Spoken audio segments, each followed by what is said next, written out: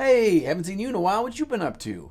Digging trenches, because you can't rush a job when the fate of humanity as we know it is on the line. Wow, you are really getting into that game, aren't you? It ain't a game, son. It's an alternate timeline. And if science has taught us anything, it's that these timelines are bound to cross again. And when they do, I'm gonna be ready for them demons.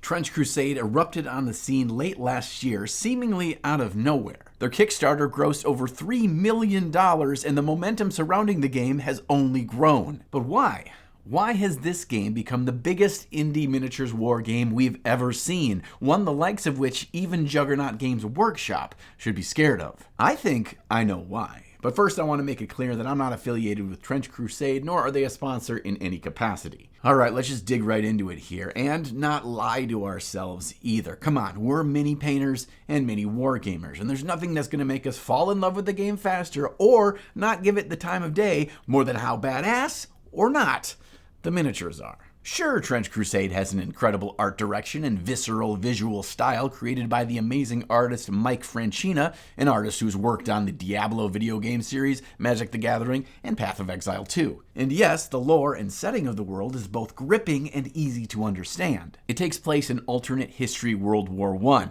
but humanity as we know it hangs in the balance as we battle with demons that the Knights Templar let loose 700 years ago. Oh, and of course the game was designed by some of the best creative talents in wargaming with decades of experience, creating a rule set that looks to be as heart-pumping on the table as the art direction portrays. But it's because the models for this game take those three pillars and tie them together in a nice miniature package to tell the story, to showcase the world, to show the amazing art direction. That is why, in my opinion, Trench Crusade truly rises above. Today, I want to discuss why these models are so impressive while I break down my approach to painting Trench Crusade, because I think there's some really fun ways to paint in a grimdark style that creates awesome looking models true to this atmospheric world, and they don't end up looking sloppy. And for that, I'll be using some of the official Trench Crusade models that I 3D printed myself at home. Oh yeah, I forgot to mention that you can just get the files for these models and print them yourself to your heart's content. Let's quickly base the two models I'm painting today with my new favorite mud texture paste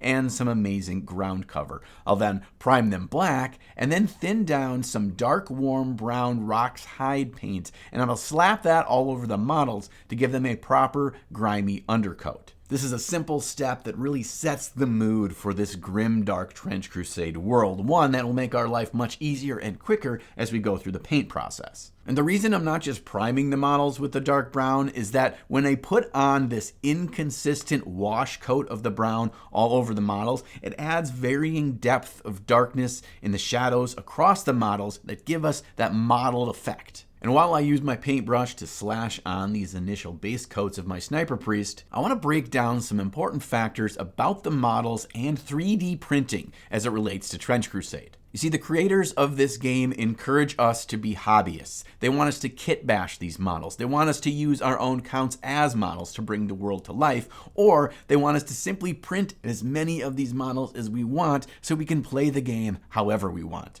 And if you're not interested in the 3D printing aspect of the hobby, that's fine. You can just order the physical models through their My Mini Factory page. The point is, any painter or gamer will find what appeals to them when it comes to the minis. I've been using my new Haygears Ultracraft Reflex RS to print out my Trench Crusade models, and I've been using this printer for a while now, and it's without a doubt the best resin 3D printer I've ever used. I've been so nuts about it that I reached out to Haygears to ask if they'd be willing to sponsor a video because I want to showcase how amazing these models look and how much better this is than any 3D printer I've ever used, and they were nice enough to oblige. So we have them to thank for showcasing how amazing these models look while printed and how good they can look while painted. Now, there are many technical spec reasons why Haygear printers blow away the competition, and I won't bore you with those things that I'm not smart enough to understand myself, but what I will say is this. Haygear printers take all the college-level science curriculum and frustrating setting tweaking out of the equation.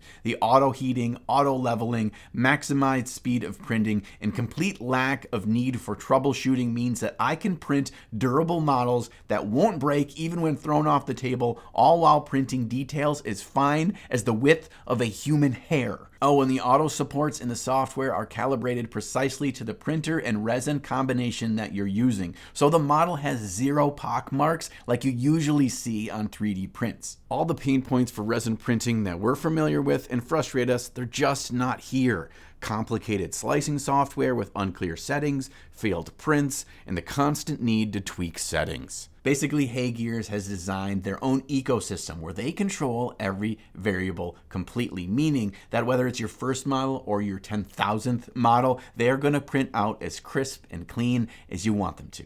Some people love learning all the crunchy details behind 3D printing, making it a massive hobby in and of itself. I personally want to spend my hobby time painting models and playing games, and now I own a printer that creates models that look as good as those expensive plastic models by Games Workshop. You probably noticed that as I'm painting the Sniper Priest, I left some of the deepest shadows, that dark brown, untouched. This allows me to keep some of the gritty atmosphere in those shadows while moving quickly through the painting of each surface. I know this may be hard to believe, but I've never actually been involved in trench warfare myself. But by all accounts, it's one of the most brutal, dismal places someone can find themselves in. So our models need to reflect that. Really feels like a rainbows and sunshine kind of game, you know?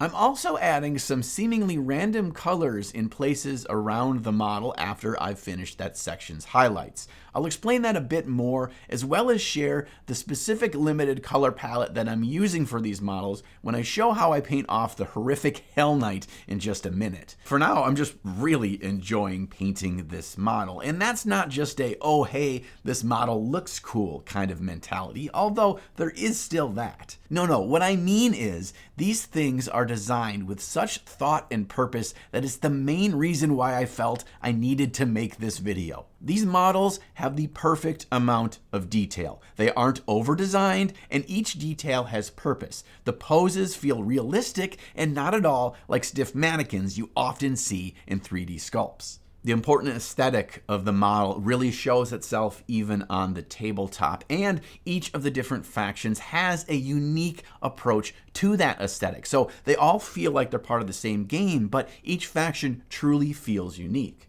I feel like I'm doing a terrible job of describing why these models are so good. Yeah, look good, model. Good model, look good.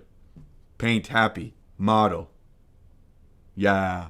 The best analogy I can think of for this is like costume and set design for a high-budget fantasy or sci-fi movie versus a straight-to-home video sci-fi or fantasy movie. One fits every detail into the world to aid to the immersion, while the other looks like they grabbed whatever looked decent at the Goodwill store on the way to the set that day. And there's something else, a detail that I think doesn't get talked enough about, and it's that pinnacle of where awesome art direction, 3D sculpting, and a quality 3D printer all come together to make magic. And that is the crispness of the edges and details. I know this doesn't seem like much, and it's an obvious thing, but it absolutely is important.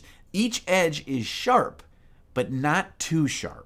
There's just the slightest microscopic rounding of each edge to each surface, and it's not even noticeable to the naked eye most of the time, but it allows you to paint the edge of a detail and still have that paint wrap around just ever so slightly around that edge to give you that identifiable outline. And if you've ever tried to paint a 3D print where all the details were sculpted way too sharp, you'll know what I'm talking about. It looks like ass and you can't edge highlight anything. And on the other side of things, you have those mushy edges where everything is super rounded and you don't know what the hell you're looking at when it's standing on the tabletop. All of these details come together to make well-designed, thoughtful miniatures, and miniatures that are enjoyable to paint. And I know that this is a labor of love that took a lot of time and years of experience to produce, and I cannot commend them enough for their execution. And again, you can just print as many as you want at home. The future is not hoverboards. He's on a hoverboard! This is the future. This Hell Knight might be my favorite model in the entire range they've released thus far. Actually, I might be lying there. There are so many models in this game that I really, really like, but this one is particularly badass. And this is the kind of model that most sculptors would over-design. They'd add too many details on the armor, and those details would be razor sharp and a pain in the ass to paint. They don't usually edit their vision, so it's just visual noise to the point of misery while painting. But not Trench Crusade. This guy's armor style and menacing look is unique to the Court of the Seven-Headed Serpent faction. How awesome of a faction name is that, by the way? While being a breath of fresh air to paint because of the clearly defined details and the open spaces that give us some creative freedom. My goal with this guy is to create striking, shining armor that feels equally beaten and war-torn. I picked my light angle and just focused on pushing up to an extremely bright highlight using scratchy and non-uniform brushstrokes.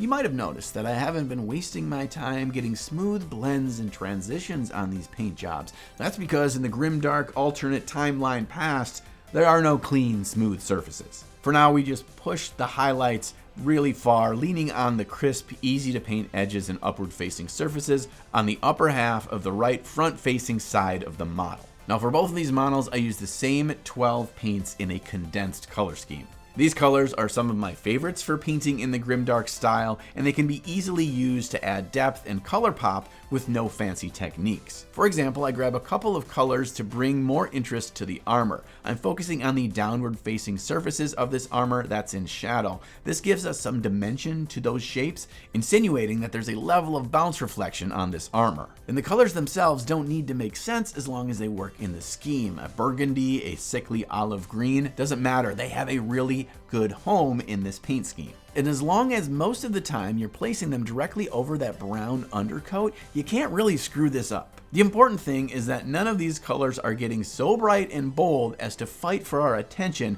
with those shiny sections of the armor. We're just showing grime, depth, and color interest without slopping the model with oils or washes that are inevitably going to dull down our work and pull it all into the same boring value.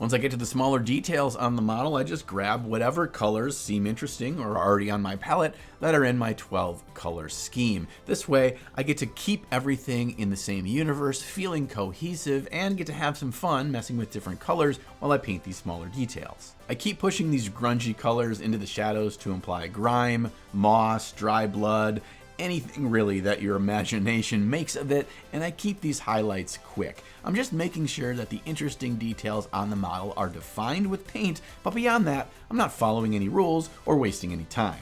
I find that the less stressed I feel about following rules while painting a single model or an entire army, the more fun I have at the painting desk. So if I'm allowing myself to use any colors on my palette on the model and just mash them around because I know the color scheme works well together, I enjoy the painting more. And then it'll be so much more likely that I'll sit down again tomorrow night to paint another model. And that really is the only secret that matters to miniature painting, is that you find something that excites you and you attach yourself to it so you keep coming back. The other secret to the hobby is ritual sacrifice, but you already knew about that. Now, I know I haven't given the amount of time this game deserves to truly dissect why it's garnered the success and following it has in such a short period of time. That's a deep dive totally worthy of an entire video itself, because there's a lot of interesting lessons to learn there. But I love miniatures, so that's what we focused on today. And truly, we have a cornucopia of options for miniatures in the industry today for us to paint. So how does one stand out above and truly shine? That's what I think is so interesting about these models in this game. So much attention needs to be made from concept design all the way through to final sculpt with the painter and gamer in mind. And that's what Trench Crusade has done with their models, which means that's what's made me interested in Trench Crusade as a game. And I truly believe that they deserve the accolades they've gotten thus far, and I hope they continue to succeed. The clear vision in story and art direction, the unique aesthetic, the intriguing gameplay, and of course, those amazing models. It makes me want to keep printing them on my printer. It makes me want to come up with my own ideas to kit bash them. And of course,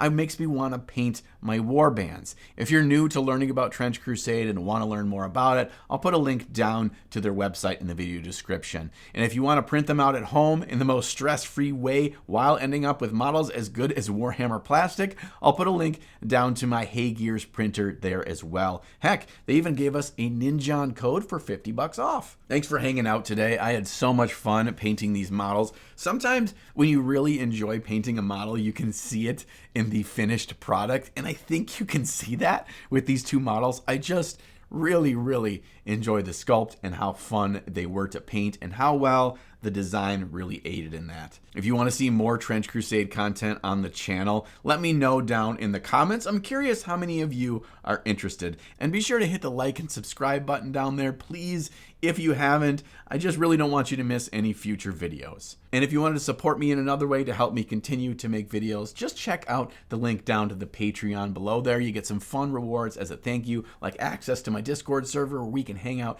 and talk mini painting, and my weekly behind the scenes videos. Now, I will be back before you know it with another new video. Just make sure that sometime between now and then you find time in your day to slay the gray.